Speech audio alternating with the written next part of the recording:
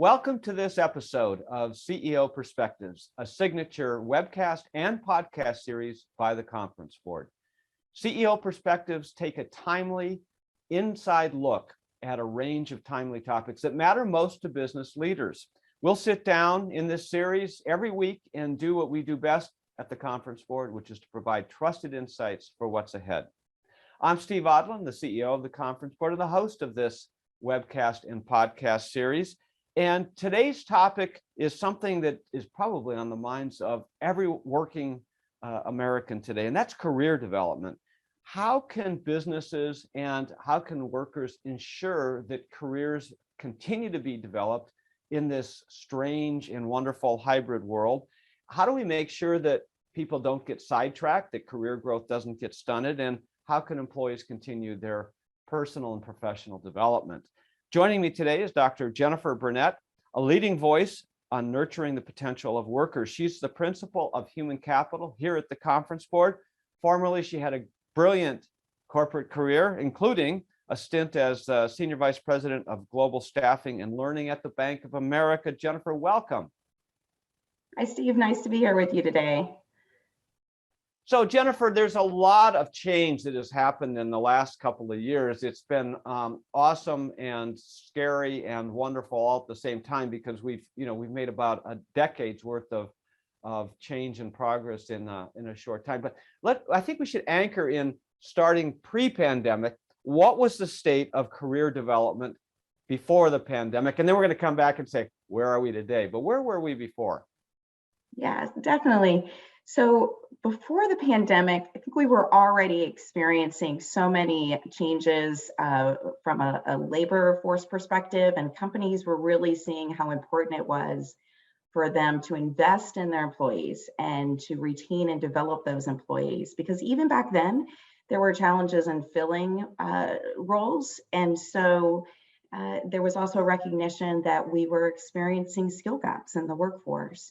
So employers were already looking internally and determining how they could really develop their internal employees. And employees and workers saw the same thing. We've known for years that employee engagement and retention has a focus on whether someone has the opportunity to develop and grow at that organization. If they didn't find that they could make progress at that company, then they were more likely to go somewhere else. So between the interest and expectations of the employee and the realization from leaders that it was really in the best interest of the business to invest in their people, then we really were seeing a great deal of focus on career development, right, even pre-pandemic. Right. So even pre-pandemic, we had a tightening labor market. We had this surge of the younger generation, the millennial generation and Gen Z coming into the market with different needs and demands than perhaps older workers. And then the pandemic hit. And what changed? Yeah, so of course, what we saw initially was so many organizations shifting to remote work from a health and safety perspective. And for those organizations who could do that, who had workers who were doing work that they could do in a remote environment or hybrid environment, obviously that is probably the biggest legacy of the pandemic. And for the first part of the pandemic, people sort of stayed where they were rather than making some shifts. But of course, in the last year or so, we saw so many people leaving their organization. And for leaders, that was difficult, because we already knew that it was a challenge to find people in the external workforce, and now they were losing their internal workforce as well. So there's really an emphasis on looking at retention. What is it that employees need? How's that aligned with what the organization needs? And where should they be investing in that type of development for their employees?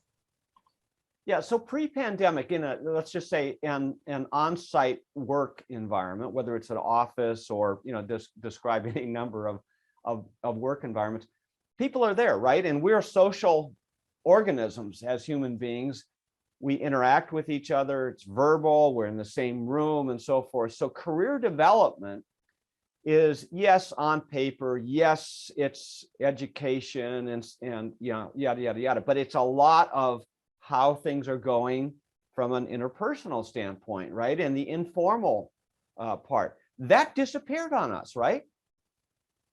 Yeah, in many ways it did. So especially for companies who are accustomed to that in-person environment, that's what we hear people say they miss the most, is that spontaneity of just, you know, being able to sit down with someone in person, go out to lunch with them.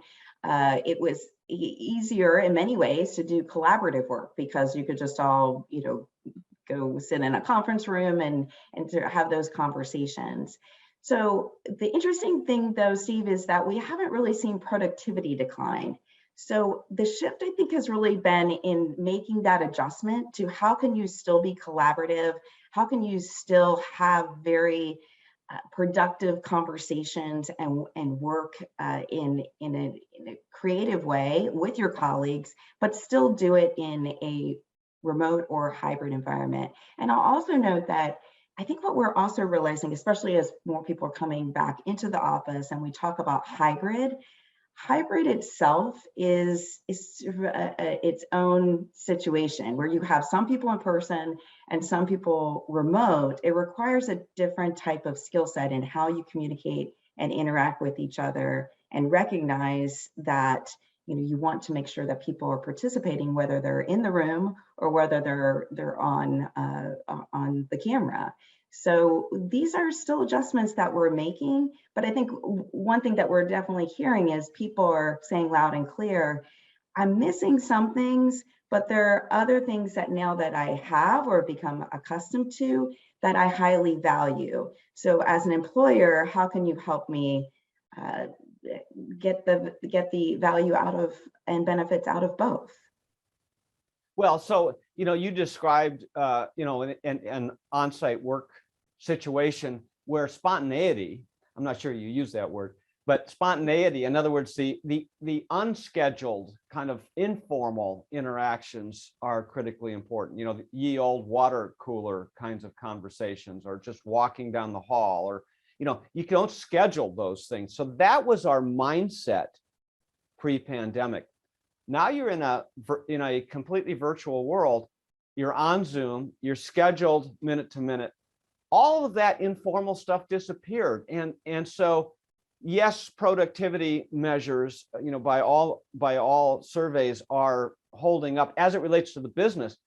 But the career side, the interpersonal side is what people are worried about. Describe that. Right. Well, you know, I had an interesting conversation with Joe Gage, who's the CHRO at Bon Secours Mercy Health recently on one of our webcasts. And especially as a healthcare company, you have to think they have a workforce that, first of all, is frontline in hospitals, you know, really frontline in the pandemic, but also, of course, have support employees who are in office and have been on site. And I think what was really inspiring about the story of Bon Secours that Joe shared with us is that they took a step back and thought, we do like the idea of people coming back to the office. Some people wanted to come back in the office, but we need to rethink even the office space so that when people come in, that it is more purposeful, more intentional, that the environment itself is set up for collaboration. So I think that that's really interesting that many organizations are saying, well, we like the idea of people still interacting, being in person, but when it makes sense, and how can we provide an environment, again, both in person and even virtually, that is conducive to that, and that we're not just going back to the way things were in 2019. And I think that's really interesting how creative they are. Yeah, and it's a hybrid world. So what does that mean? Well, you know, it means sometimes you're remote and sometimes you're together, you know, whether it's a couple days a week or, you know, whatever is going on. But when I talk to CEOs, what they tell me is, you know, if I don't see people, you know, it's kind of out of sight, out of mind. So does that then favor the people who are more apt to come into an on-site process? And how do you then have a fair workplace, a fair assessment of skills, and move people through career development when there's an imbalance there? Right. That's a great question. You know, first of all, one of the biggest shifts for people when you think about their career development, how they would like to move either within the organization or sometimes outside of the organization, the first thing that they really needed and wanted was that real-time access to learning and development resources. And they really wanted their managers also to be able to support them in that. So visibility is very important, but also skill development. They have to be ready for that next move. There has to be transparency about their readiness for that next move. And so in some ways, with the adoption of many of the technology and tools that companies are using now for learning resources, so much has moved from in-classroom learning to online learning, virtual learning, but also there's been a rise in a focus on experiential learning. So that's where, whether in person or virtually, to really acquire a new skills or get to that next level and show that you're ready for that next role, you have to demonstrate certain capabilities, you have to practice them, get coaching and feedback. So what I'm seeing is that companies are saying, well, how do we do that in this hybrid world and have visibility for employees, even though they may not be in person? So what I'm seeing the shift is in more opportunity for rotational work, gig work, projects, apprenticeships, that type of experiential learning, but adjusting it to a hybrid workplace. So that, not that wasn't taking place in person, but we're adopting tools and technology that allow the employees to improve and upskill to be ready for those new opportunities. So, but that still doesn't get to the business leaders. So, remember the old adage in the practice of management by walking around, that was the great buzz line for I think for a number of years, but it's true. I mean, CEOs and business leaders walk around, they run into people, they say hello, and they say, oh, I just met Maria, and she was great, had a great conversation. These kinds of things really matter in an organization. So what advice do you have for business leaders, CEOs, and all leaders who are responsible for developing people? How can they create situations and interactions that used to be informal in a world where you're hybrid or remote? Right. Yeah, it is a big shift for managers, and it requires a much more intentional interaction, much more intentional conversations, because as you said, those are not spontaneously happening. It also, for those who still are near the office, it may be more intentional in-person meetings, again, purposeful meetings. And it doesn't necessarily even have to be in the office. It could also be having lunch or meeting for coffee, those types of things.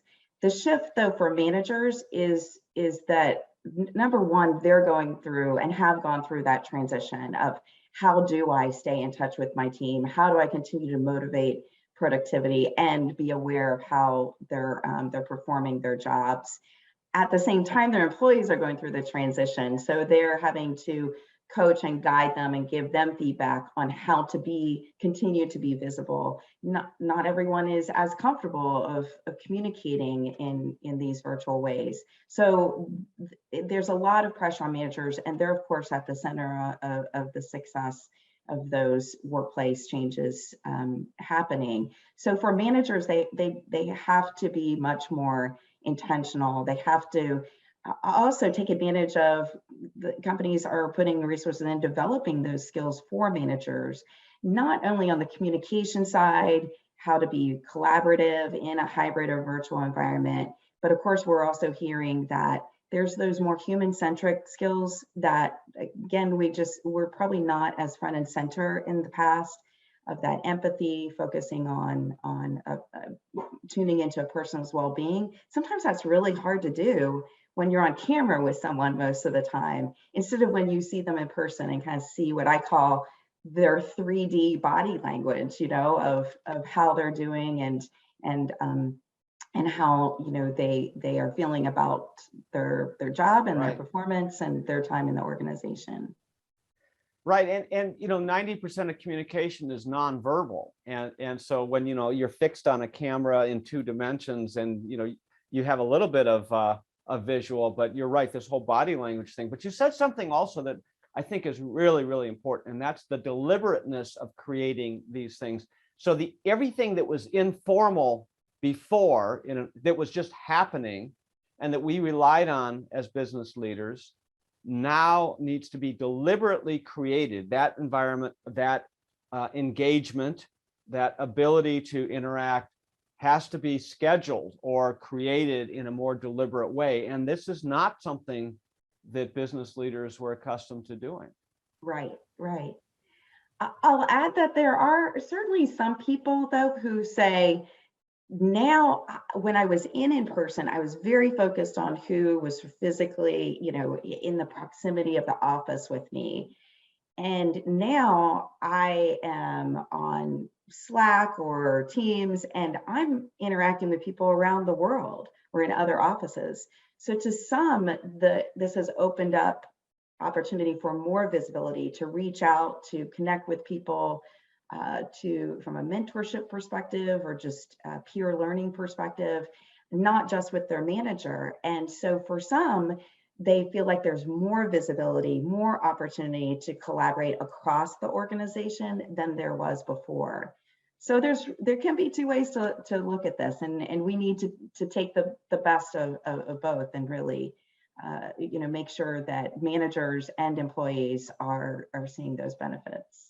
We're talking career development in a hybrid world with Dr. Jennifer Burnett. We're going to take a short break and we'll be right back. As war rages in Ukraine, the Conference Board is closely monitoring the situation and producing timely and relevant content on a daily basis that will help the business community navigate this global geopolitical unrest.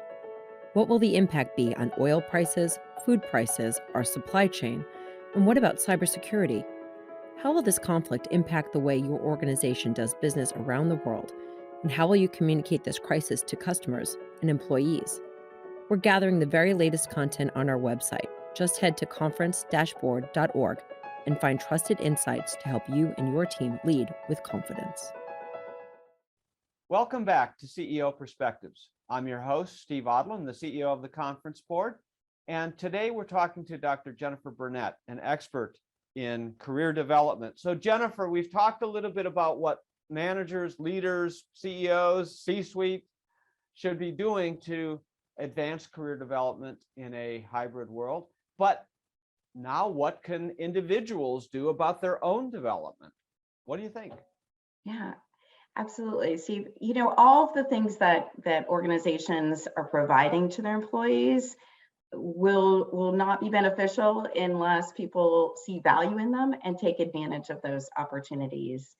And so for employees, I think they really need to look at what their own skills, capabilities, strengths, and interests are, and be sure to communicate that clearly with their manager and share that in whatever way makes sense with the organization. Because again, we are using more tools and technology to help people identify what potential career paths may be, but it requires employees to provide that information, to essentially complete their own profile, much like they do on LinkedIn. They have to do that for the employers too, for the employers to see not only what their next role might be, but there are also future roles that they may be a great fit for, but they have to share that information. That's the first step. I'd say the next step is really to, again, be a self-directed, voracious learner. So whether it's opportunities and resources that your employer provides, or even outside of your organization,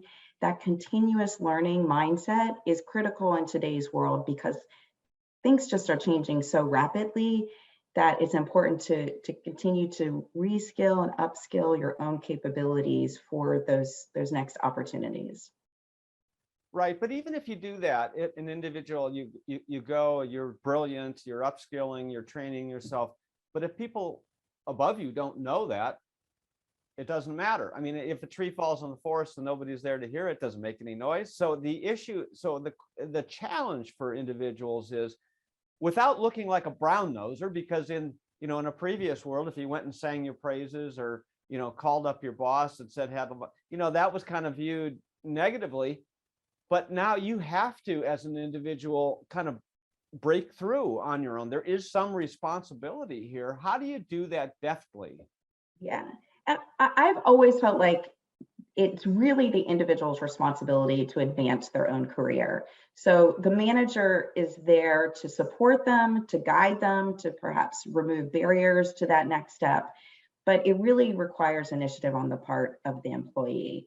And it is up to them to not only rely on their managers for feedback or also to provide information about what might be available, but especially in a hybrid world, as we just said, the manager has less visibility to how they're performing their job, not necessarily what they're achieving, but how they're going about it. So they have to rely on also information from peers, from customers, from clients, and even from the work itself that surround out that picture so that managers and others, leaders in the organization, can see this is how they're doing their job. Here's what they're accomplishing. It can't just come from what the manager observes or is aware of.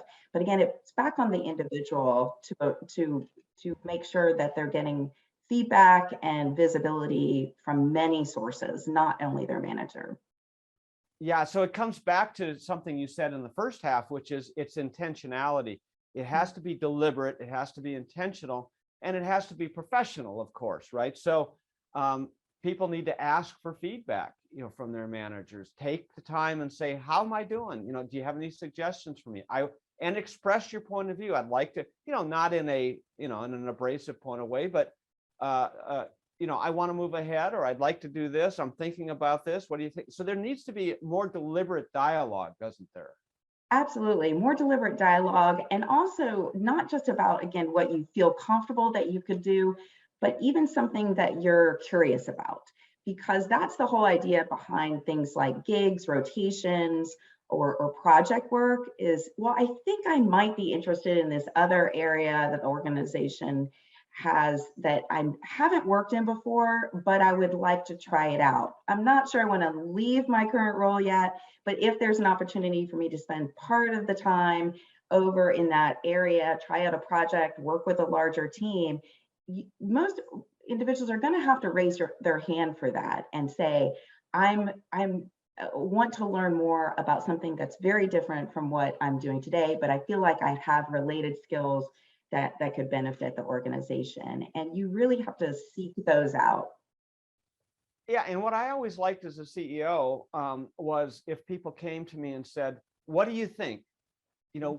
I'm thinking about this. What do you think? What other things do you think I should be doing? So that it's a dialogue back and forth. And I think it's really key to this. So, the skill sets that were required for a completely in-person working environment are great. And those are necessary now in a hybrid world, but there are additional skill sets in a hybrid world that are required in the workplace that were not necessarily required before. Talk to us about some of those skills. Yeah, absolutely. I think what comes to mind, what's top of mind, is what we've really touched on already, is really improving or shifting some of the communication skills, collaboration and interaction, interpersonal skills that we may have taken for granted before. So communication skills, for example, when you're in person, we rely a lot on our verbal communication skills. In a more hybrid or remote environment, you'll find that your you're writing more emails, more chats, more text, and more documents. And so that shift, some people feel stronger in the verbal skills versus the written skills. Communication, interaction, we've also talked about. It's very different interacting with people on camera, on Zoom or Teams, than it is in a 3D world. And again, we already said where you have sort of some of those nonverbal cues. So those come to mind first. But there's also things that people have had to adjust to in the remote and hybrid world that they really didn't have before, which is just that blurring of lines between work and personal life. And so they've had to be more flexible, to think about when they turn off work and how they balance that their personal life, even more so than before. So some of those skills like resilience, flexibility, adaptability have become even more important in today's workplace. Yeah, and anytime you generalize, of course, you're wrong, right? But I'm going to generalize. So you can bucket people into two buckets, introverts and extroverts. And in an extrovert world, they're very comfortable engaging in dialogue, engaging verbally, going in and inserting themselves in networking, talking to their bosses, da da da da da. Introverts are a little less comfortable with that typically, but introverts, on the other hand, are very comfortable in a written world where they can go and they can think and they can compose their thoughts and then reduce them to writing. So they're actually better at that. In a hybrid world, it doesn't actually, what I'm hearing you say, favor one or the other, but you need the skill sets of each. And so it really requires that extroverts learn these brilliant skills of introverts and vice versa, I guess, to be successful. Is that a It is. We probably, we tend to, you describe it well. We tend to rely on what we're most comfortable with or we think are our strengths. And now we're in an environment where that might not be our comfort zone, but we're going to have to do it anyway, because that's what we need to do to be productive and to interact with other people. And sort of back to, I think maybe the theme has been intentionality, or also taking initiative through our conversation today. And again, those are skills that people may not have really practiced before, but are essential for them to be successful in a hybrid or remote world, is really to be intentional, to take initiative, not only for their work, but as we're talking about today, for their careers as well. Yeah, so career development in a hybrid world requires not only to rely on the manager, the leader, but also to take some responsibility. You said that was really the case before, but almost more so now, to be intentional about it, create opportunities deliberately, to work on these skills that are not necessarily in your sweet spot, because you have to be able to deploy them in order to develop your career in both a remote environment and in an office environment. So this is a brave new world, Jennifer. It is. We shouldn't underestimate the difficulty of this. And I think we're still very much in a transitional phase. And so as organizational leaders look ahead, I think it's important for them to see how they can support the employees and the managers in continuing to make this transition. We're really not there yet. Dr. Jennifer Burnett, thank you for joining us today and sharing these great insights. Thanks, Steve. And thanks to all of you for listening in to CEO Perspectives. Every week, I'll be joined by a prominent business leader or a thought leader on a whole variety of subjects. We'll cover topics in geopolitics, economics, human capital, ESG, marketing communications, and more. Please share CEO Perspectives with all of your colleagues, your friends, your grandchildren, anybody who'll listen to you. I know that they'll want to hear. I'm Steve Odland, and this series is brought to you by the Conference Board.